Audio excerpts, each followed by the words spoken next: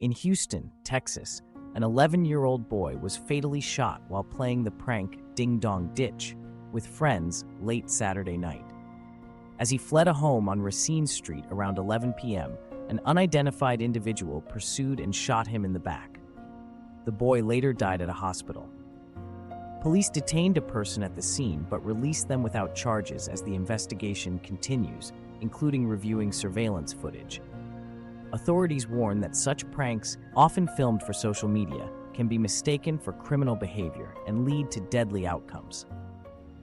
Recent cases in Texas highlight the risks, prompting calls for parents to caution children against these activities and for youth to consider the serious consequences.